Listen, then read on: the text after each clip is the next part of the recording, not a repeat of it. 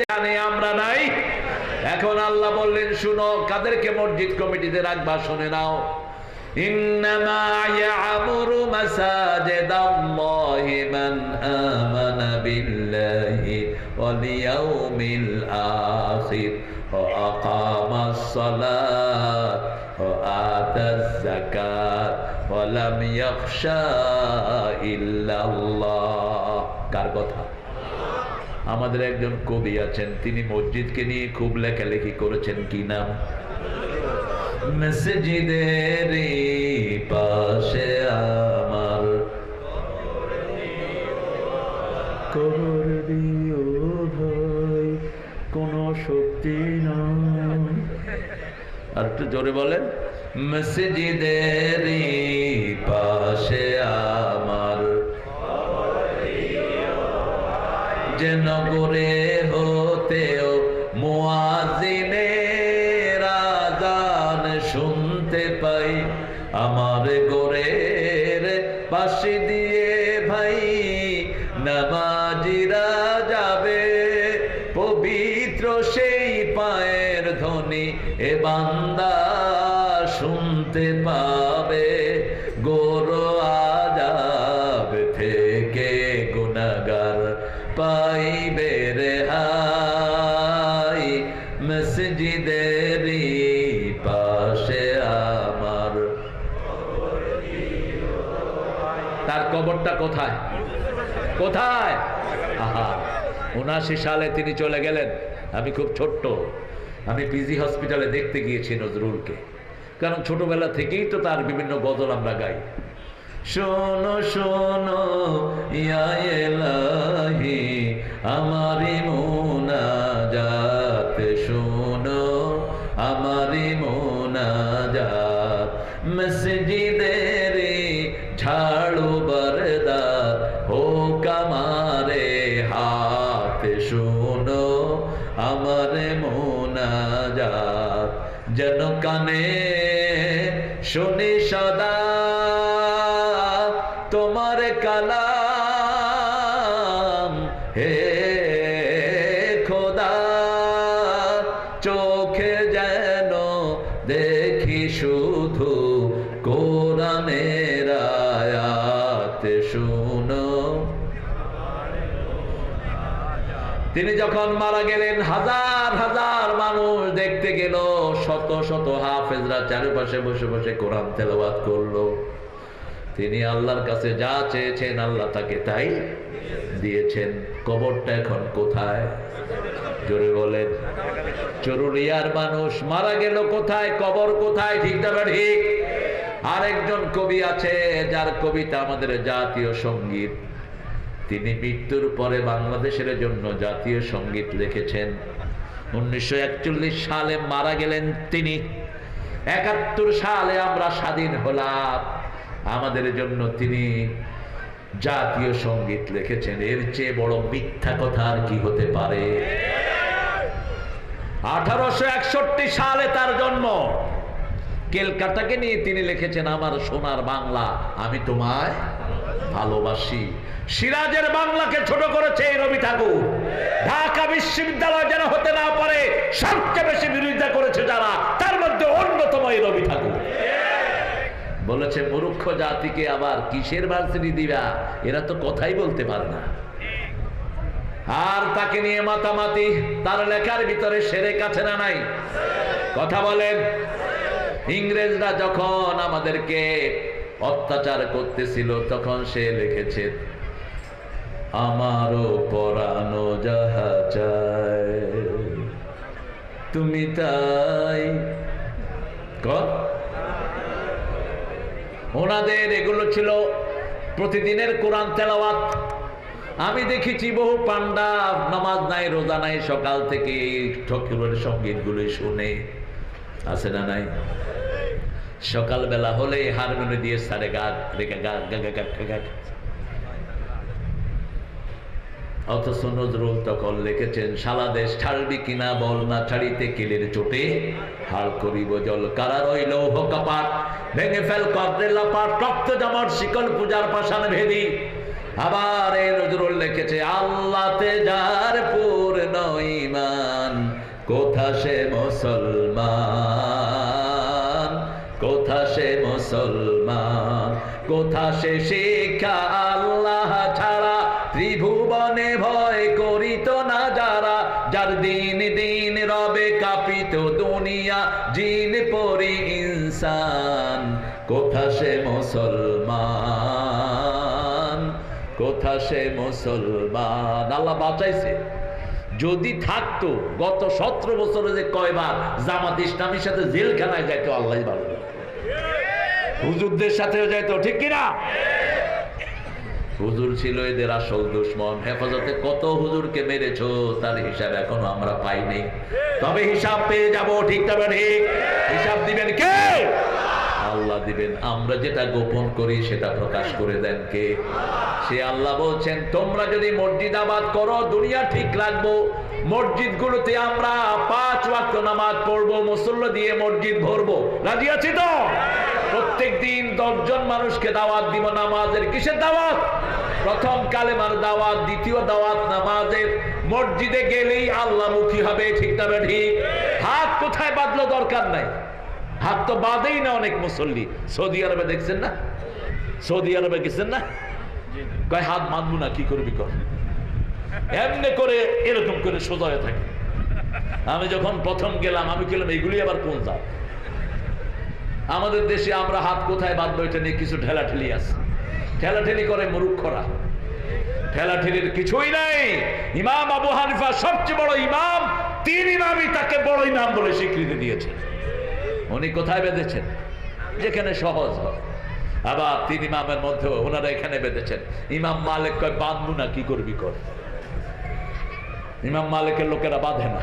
তো আমার 2 পাশে 2 জন নামাদন্যা পার্টি, আল্লাহু আকবার। আমি বললাম তোমরা আবার কোন দিক থেকে আসছো?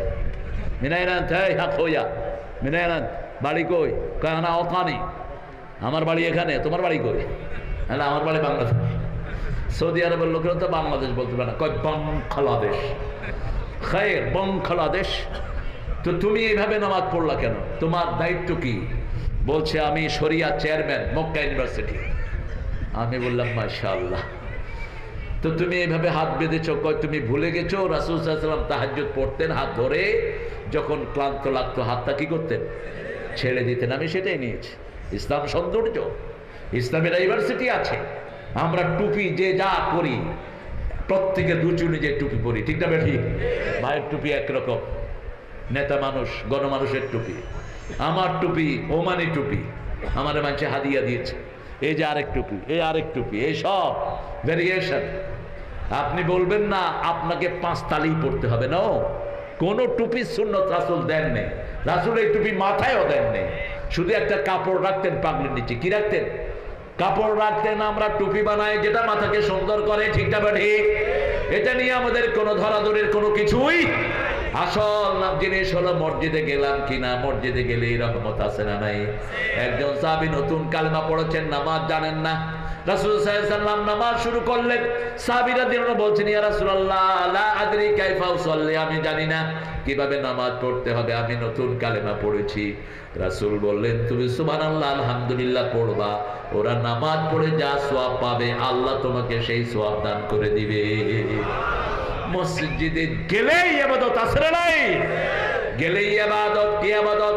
আল্লাহ বলছেন সূরা আল ইমরান 96, ইন্না আউওয়ালা বাইতিন বুদিআ লিন-নাসি লাল্লাযী বিবাক্কাতা মুবারাকা হুদান লিল আলামিন।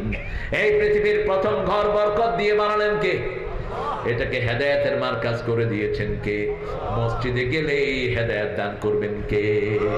এই জন্য ভাইকে মসজিদে নিয়ে যাব। মসজিদ এমন জায়গা, মসজিদে গেলেই আমাদের ঘুম আসে, ঠিক না বা ঠিক? কারণ 24 ঘন্টা এখানে কি তেলাওয়াত হয়? কোরআন তেলাওয়াত হয়, তাসবিহ হয়, জিকির হয়, ঠিক না বা ঠিক? এই জন্য মসজিদ আছে যেখানে আমরা আছি, মাজার আছে যেখানে আমরা নাই। মাজার শব্দটি কোরআন হাদিসের কোথাও নাই, বের করতে পারবেন না। রাসূল বলতেন মা বাইনা মিম্বারি ওয়া কবরি রাউদুম মিন রিয়াদিল জান্নাহ। তিনি তখনও জীবিত। তিনি বলছেন আমার কবর আর আমার মিম্বারের মধ্যখানের জায়গাটা জান্নাতের বাগান। রাসূল দোয়া করতেন, আল্লাহুম্মা ইজআল ফি কলবি নূরা ওয়া ফি আইনি নূরা ওয়া ফি সামঈ নূরা ওয়া ফি বাসারি নূরা ওয়া ফি আযামি নূরা ওয়া ফি মুখি নূরা, আল্লাহুম্মা ইজআল নূরান মিন ফাওকি ওয়া মিন তাহতি ওয়া ইয়ামিনি ওয়া মিন শিমালি ওয়া মিন আমামি ওয়া মিন খালফি, আল্লাহুম্মা হাবলি নূরা হাবলি নূরা হাবলি নূরা ইজআল নূরান ফি কবরি ইয়া আরহামার রাহিমিন। রাসূল বলতেন, আল্লাহ আমার মাথায় নূর দেন, চোখে নূর দেন, হাতে নূর দেন, অঙ্গ প্রত্যঙ্গে সবখানে নূর দেন, সামনে পিছে উপরে নিচে ডাইনে বাঁয়ে সব থেকে নূর দেন। শুধু নূর দেন যে দিন আমি কবরে চলে যাব, আমার কবরটা আপনি নূর দিয়ে ভরপুর করে দিয়ে। কার কাছে চাইতেন? কার কাছে চাইতেন? নূর আমরা কার কাছে চাইব? আল্লাহর কাছে। মসজিদে গেলেই নূর আছে না নাই? রাসূল বলছেন, তোমরা ওযু করো, কি করো? কোথায় যাও? বহ। ওযু করবেন সুন্দর করে, ওযুর পানি মুছবেন না। লোকেরা শুনে কিন্তু আমল নাই, হুজুররাই বেশি দেখি। ওযু করলে টিস্যু দাও, গামছা দাও, তোয়াইল্লা দাও। হ্যাঁ, কেন? মুসলিম শরীফের বর্ণনা, আখিরি কাতরিন মা, যখন শেষ ফোঁটাটা ঝরে যায়, শেষ গুনাহটা শরীর থেকে ঝরে যায়। ওযুর পানি শরীরে রাখবেন, এটার চেয়ে বড় ক্রিম আর কিছুই। চেহারা সুন্দর হবে, অঙ্গ প্রত্যঙ্গ গুলো সুন্দর হবে। মা এসে জিজ্ঞেস করলেন, এত লক্ষ মানুষের মধ্যে, কোটি মানুষের মধ্যে আপনার উম্মত কিভাবে চিনবেন? রাসূল সাল্লাল্লাহু আলাইহি ওয়াসাল্লাম বলেন, ও আয়েশা, চিহ্নিত ঘোড়া যেমন হাজার ঘোড়ার ভিতরে চেনা যায়, আমার ওযুকারী উম্মতদেরকে আমি চিনে নেব। ফালিয়াজদাদু কুরুরা, তোমাদের ওযুর চাকচক্য বাড়াও। রাসূল যখন এই হাদিস বললেন, আবু হুরায়রা বগল ধুইতেন ওযুর সময়। কি ধুইতেন? বগল ধুইতেন। ওযুর পানি যেখানেই লাগবে সূর্যের আলোর চেয়ে বেশি চিকচিকময় হয়ে যাবে। আমরা আজকে ওয়াদা করবো, আমরা মসজিদ ছাড়বো না। রাসূল বলতেন, দুই প্রকার লোকের জন্য আল্লাহ দুনিয়া টিকিয়ে রাখেন, আমিরুন আল মাসাজিদ মুস্তাগফিরিনা বিল আসহার। দুই প্রকার লোকের জন্য দুনিয়া বেঁচে থাকে, এক হলো মসজিদ আবাদকারী, আর হলো শেষ রাতে উঠে গুনগুন করে আল্লাহর কাছে ক্রন্দনকারী। আল্লাহ এই দুই গ্রুপের মধ্যে আমাদেরকে শামিল করে দাও। আরো জোরে বলি আমিন। প্রথম কাতারে কি যে সওয়াব, এটা যদি জানতো উম্মত, গৌরিয়া হলেও সবার আগে প্রথম কাতারে হাজির। রাসূল সাল্লাল্লাহু আলাইহি ওয়াসাল্লাম বলছেন, যারা ঘরে ওযু করে যখন ঘর থেকে একটা কদম মসজিদের দিকে দেয়, তার সব সগীরা গুনাহ আল্লাহ মাফ করে দেয়। দ্বিতীয় কদম যখন দেয়, তখন তার দিকে জান্নাত আগায় আসে। রাসূল বলছেন, 5 ওয়াক্ত নামাজ যারা মসজিদে পড়ে, আল্লাহ তাদের জন্য জান্নাত সাজায়া দেয়।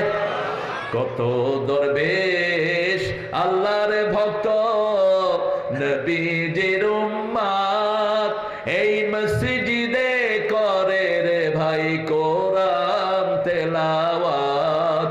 আমি তাদের সাথে কেঁদে কেঁদে আল্লাহর নাম জপতে চাই, আল্লাহর নাম জপতে চাই। মসজিদেরই পাশে আমার। আবার রাসূল বলছেন, ঘরগুলোকে কবর বানায়ও না, মসজিদও বানায়ও না। ঘর যেন কোনো নামাজ শূন্য না হয়। সুন্নত নফল সব পড়বো কোথায়? মসজিদে 4 রাকাত, ঘরের 2 রাকাতের সমান। রাসূল সাল্লাল্লাহু আলাইহি ওয়াসাল্লাম সুন্নত বেতের সব কোথায় পড়তেন? ঘরে পড়তেন। আর ফরজ কোথায় পড়তেন? মসজিদে নববীতে 1 রাকাত পড়লে 1000 রাকাতের সওয়াব। তারপরেও সুন্নত নফল ঘরে পড়তেন, ঘরে সওয়াব আরো। ঘরে বিবির সাথে নামাজ পড়বেন আর বিবির নাম ধরে দোয়া করবেন, যেমন করতেন রাহমাতাল লিল আলামিন। আমরা তো বিবির নামে দোয়া করতে, আর সালামও তো দেয় না। একজন ফোন করেছে আমার মসজিদে, কই ফোন ধরস না কা, তোর আব্বানি বিল দেয়। আমি বললাম, এই কার সাথে কথা কয়? হেতেনের লগে। বুঝছেন না বাড়ি কোনায়? কোনায় ওই হেতেনের লগে। জাফান, ওই যে কইছে জাফান, জাফান না, ও টোকিও। আমি বললাম, তুমি সালাম দিলা না? কয় এমনি তো বিবির চোটে ঠিকই না, সালাম দিলে তো মাথার উপর উঠে দিল। আমি বললাম, দে সালাম দে, সালাম দে। কয় আসসালামু আলাইকুম। কয় আবার কোনটা লইয়া আছে? সালাম দাও কা? সালাম দকা। আমি পাশের থেকে বললাম, আপা আমি আপনার ইমাম তারিক মনোয়ার, আমেরিকার কথা বলছি। এবার তিনি বলছেন, হ্যাঁ আসসালামু আলাইকুম হুজুর, কেমন আছেন? আমি বললাম, আপনারা এ সালামও দেয় না, কি ব্যাপার? আপনারা কয় ওই কই তোর বাপে বিল দেয়, আরো খারাপ কথা কয়। এই খারাপ অবস্থা কেন? কয় হুজুর আমারে আমেরিকায় আনছে, বোরকা ছাড়াইছে, কয় আমেরিকায় বোরকা পড়া জায়েজ নাই। এখন দেখি আমেরিকাতে হাজার হাজার মহিলা বোরকা পরিধানকারী আছে না নাই? দুনিয়ারে যেখানেই আমরা যাই ইসলামিক মানুষ আছে না নাই? আমারে চাকরি ধরাইছে, আমি এখন চাকরি করি, তার চেয়ে বেশি বেতন পাই, কিন্তু সব ঘরের কাজগুলো আমারে দিয়েই করায়, একটা ভালো কথা আমার সাথে বলে না। আমি বললাম, এখন কি করতে চান? কয় কি করবো আপনি বলেন? আমি কইলাম, আজকে থেকে ও ঘরের কাজ করবে, আপনি বাহিরে চাকরি করবেন, আর যদি ও বাহিরে চাকরি করে আপনি ঘরের কাজ করবেন, ঠিক আছে না নাই? কয় হুজুর হেরে কন। আমি কইলাম হেরে, যদি উল্টাটা করে আপনি আমার বিচার দিবেন। কোথা থেকে পেয়েছো এই চোর ছাচরের অভ্যাস? বিবিকে চাকর মনে করা হারাম। রাসূল সাল্লাল্লাহু আলাইহি ওয়াসাল্লাম সবচেয়ে বেশি আদর কাকে করতেন বলেন? কাকে করতেন? আল্লাহ ফরজ করেছেন আশিরুহুন্না বিল মারুফ, পরিবারের সাথে সবচেয়ে ভালো ব্যবহার করো, ঠিক না ঠিক? মা আয়েশা বলতেন আমরা রাগ করতাম, কিন্তু রাসূল কখনো আমাদের উপর রাগ করেন নাই, বরং আমি যে রাগ করতাম রাসূল টের পেয়ে যেতেন। মা সাফিয়া বলছেন, আদাহিকুল মাখতুম পড়েন তো, নাম শুনছেন? কার লেখা? আব্দুল্লাহ সফিউর রহমান মোবারকপুরী। এই বইয়ের অধিকাংশ রেফারেন্স হলো সিরাতে সরওয়ারে আলম। পড়ছেন না? আলহামদুলিল্লাহ। সিরাতে সরওয়ারে আলমের লেখক কে? আহা, কত আজে বাজে কথা আমাদের দেশের হুজুররা ওনার ব্যাপারে বলে। আহা, আল্লাহ আমাদেরকে সঠিক সমঝ দান করো।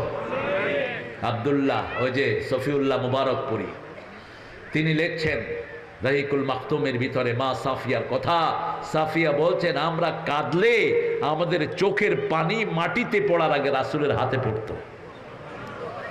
আমাকে একদিন উম্মে সালমা বললেন, আমি ইহুদির মাইয়া। যেমন আমাকে আর জাকির নায়েককে অনেক হুজুররা বলেছে আমরা ইহুদিদের দালাল।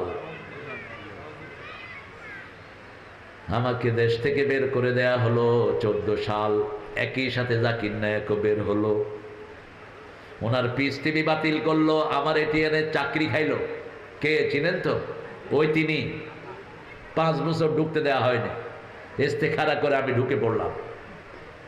ডক্টর শফিকুর রহমান হাফিজাহুল্লাহ, আল্লাহ তার হায়াত দারাজ করে দাও। প্রিয় মকবুল আহমেদ হাফিজাহুল্লাহ চলে গেলেন আল্লাহর দরবারে, আল্লাহ তার কবরটাকে জান্নাতুল ফেরদাউস বানায় দাও। একজন সাধারণ এডুকেটেড মানুষ, কিন্তু দাওয়াতের নূরে তার জীবন ভরপুর ছিল। সকালে উঠেই প্রথম নামাজ জামাতে পড়ে অফিসে আসতেন, এসেই দাওয়াতের কাজ নিয়ে বসতেন। 10 জনকে জামাতের যে টার্গেট ফিল আপ করতেন।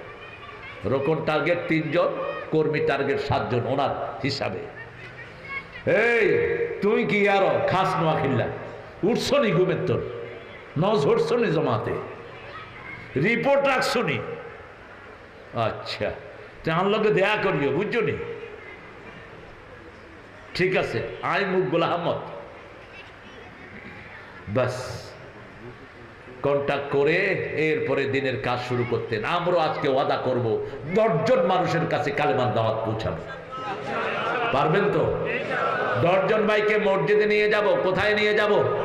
মসজিদে নিয়ে যাব। মসজিদে গেলেই তার ভাগ্য পরিবর্তন করে দিবেন কে? আমরা যারা টুপি দাঁড়িয়ালা, আমরা এক দল। আমরা কি? আমাদের মধ্যে কোনো দলাদলি দেখেন না শফিকুর রহমান কিভাবে মানুষের কাছে দৌড়াচ্ছে, কিভাবে তিনি মানবতার ফেরিয়ালা সেজেছেন। একজন হিন্দু মারা গেল পানিতে ডুবে, চাষিরা মারা গেল, জেলেরা, তাদের কাছে তিনি 32 লক্ষ টাকা তাদের বাড়ি দিতে পৌঁছে দিলেন। সারা ভারত তোলপাড় হয়ে গেল। ভারত যেই মহিলাকে সবচেয়ে বেশি নিজের মনে করত, সেই মহিলা 1 টাকাও দেয় নেই। এই জেলেদেরকে দিয়েছে ডাক্তার শফিকুর রহমান। কোত্থেকে দিল? আপনারা যা দেন কোরআনী আন্দোলনকে সেই টাকাগুলোই তিনি আস্তে আস্তে করে বিলি করে দেন। এবার সমন্বয়ে যারা শহীদ হয়েছে তাদের সবাইকে টাকা দিছে কোন দল? কথা বলেন, কোন দল? আর কোন দল বলে নাই সমন্বয়ের সব মৃতরা আমাদের, শহীদরা আমাদের। আহত নিহতদের পাশে দাঁড়িয়েছে, ঠিক না ঠিক? এটাই হলো মানবতার কাজ। মসজিদ আছে যেখানে আমরা যাব, আমরা নামাজ কায়েম করব, তাহলে আমাদের সব বিপদ দূর করে দিবেন কে? রাসূল সাল্লাল্লাহু আলাইহি ওয়াসাল্লামকে আল্লাহ বলছেন, অতলু মা উহিয়া ইলাইক আকিমিস সালাতি ইন্নাস সালাতা তানহা আনিল ফাহশাই ওয়াল ওয়ালাযিকরুল্লাহি আকবার আল্লাহু ইয়ালামু বিমা তাসনাউন। তোমরা কোরআন তেলাওয়াত করো, যখনই সুযোগ পান সূরা পড়বেন। কোন সূরা পড়বেন বলেন? যখনই সুযোগ পান সূরা ফাতিহা পড়েন, একবার পড়লে 15 পারা সওয়াব। সূরা ইখলাস পড়েন 10 পারা সওয়াব, ঠিক না ঠিক? সূরা কাউসার পড়েন 5 পারার সওয়াব আল্লাহ আমলনামায় দিয়ে দিবেন। আল্লাহ আমাদেরকে পড়ার তৌফিক দান করেন। আমরা কোরআন পড়বো তো? আর আযান হলে কোথায় যাব? আচ্ছা বলেন তো, কোরআন পড়া কাজ সুন্নত না নফল? যারা কইলেন না চিৎকার করে বলেন। প্রথম ফরজ কি? প্রথম ফরজ কি? প্রথম ফরজ নামাজ, রোজা নয়। প্রথম ফরজ হলো কোরআন পড়া, ঠিক না বেটি? ইকরা, পড়ো। বাচ্চাদেরকে কি পড়াচ্ছেন? কি পড়াচ্ছেন বাচ্চাদের? কোরআনের মাদ্রাসায় দিয়ে দেন। 2 নাম্বার হলো হাদিস পড়া, ঠিক না বেটি? সুন্নত না নফল? ফরজ। হাদিস না জানলে আপনি নামাজই পড়তে পারবেন না, ঠিক না বেটি? হাদিস না জানলে যাকাত দিতে পারবেন না, হাদিস না জানলে হজ করতে পারবেন না, হাদিস না জানলে রোজা রাখতেও পারবেন না। 3 নাম্বার হলো ইসলামী সাহিত্য, এটা পড়া কি? ফরজ। নামাজ পড়া কি? আরো জোরে। ফরজ। এখন এই 4টা কাজ যদি কোনো দল করে, ওরা কি আল্লাহর দল না মানুষের দল? এই কাজগুলো করে এরকম দল আছে কিনা? এরপরে তারা কি করে জানেন? মানুষের কাছে বই বিলি দেয়, মানুষকে দাওয়াত দেয়, মানুষকে আল্লাহর পথের দিকে ডাকে, মানুষকে সাহায্য করে। এগুলো আবার তারা রিপোর্টে রাখে। কত সময় গেল সেটা উঠায়, এরপরে আত্মসমালোচনা করে। এখন বলেন, এই কাজগুলো যারা করে তাদেরকে ভালোবাসা দরকার না ঘৃণা করা দরকার? একটু কালেকশন করে দিলে কৃতজ্ঞ থাকবো। কারে ধৈরা কাকে নেব কর? আমির হোসেন আমু করে থিয়া করে খামু। হ্যাঁ, ও ঝটিকা কালেকশন। আচ্ছা, ঝটিকা কালেকশন দেখি দ্রুত একদিক থেকে আর গিয়ে দৌড় মারো তো। হ্যাঁ, ভলান্টিয়াররা দৌড়াও। আমরা তো ঝটিকা তসবিহ করি, এরকম করে আঙ্গুল গুলা, মুখ বন্ধ। কইলাম ভাই তসবিহ কই? কয় ভিতরে চলতেছে। আর মায়েরা, আপনাদের দানের উপরে ইসলাম টিকে আছে। মা খাদিজার দান না হলে রাসূল সাল্লাল্লাহু আলাইহি ওয়াসাল্লাম মক্কা ইসলাম আন্দোলন করতে পারতেন না। সারা জীবন মা খাদিজার কাছে ঋণী ছিলেন মুহাম্মদ রাসূলুল্লাহ। আরে আল্লাহ আমার ভাইকে কবুল করুক। দেখে মনে হয় না খুব বেশি স্বাবলম্বী। হ্যাঁ, আল্লাহ আমার এই ভাই 5